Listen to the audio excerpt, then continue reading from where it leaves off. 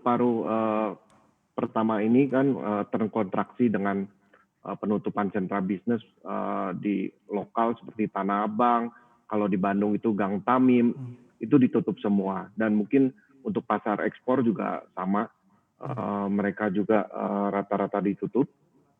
Tapi untuk kondisi sekarang mulai dengan dibukanya sentra-sentra bisnis, eee, roda ekonomi untuk tekstil mulai berjalan kembali. Mmm.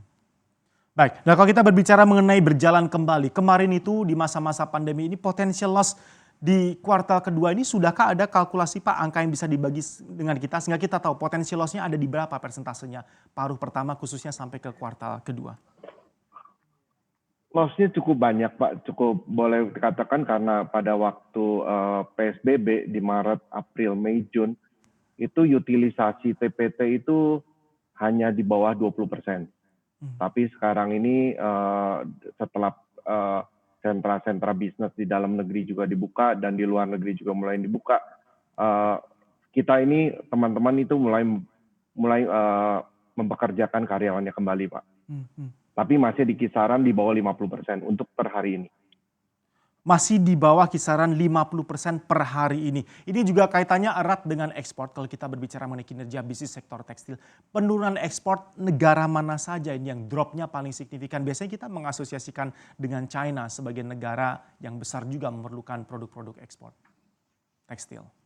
Rata-rata ekspor juga penurunan cukup dalam Pak, tapi sekarang mulai hasil dari survei kita ke anggota, barang-barang yang di garment itu mulai diambilin Pak. Mmm, Jadi yang awalnya mereka tidak mengambil, dengan dibukanya market-market di luar mhm negeri, mhm mereka mulai mengambil barang-barang yang tadinya di-pending. mhm. Baik, nah kalau kita tadi awali perbincangan kita dengan mereview perjalanan paruh pertama, angka Pak mungkin bisa diupdate terakhir dari API ke kita, baik produksi maupun nilai ekspor paruh pertama 2020 ada di kisaran berapa? Untuk sekarang ini untuk kuartal pertama sudah minus 1,24% Pak. Hmm, hmm. Kenaikan 1,24% di kuartal pertama ini banyak terkontribusi dari aspek atau sisi mana? Minus ya? Minus minus Baik, 1,24% Pak. maaf. Nah ini terkontribusi dari mana Pak untuk minus di 1,24% kuartal pertama ini? Ini kontribusinya cukup banyak Pak, dari pakaian jadi ada ekspor pakaian jadi, dari kain, dari berbagai, dari hulu sampai hilir Pak, di TPT. Baik, untuk ekspor sendiri Pak, angka persentasenya seperti apa untuk sepanjang paruh pertama kalau kita berbicara angka?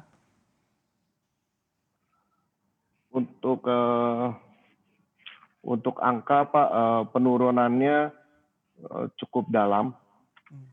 Untuk paruh pertama ini minusnya untuk ekspor minus 25,6%. Minus 25,6% untuk penurunan kinerja ekspor di paruh pertama.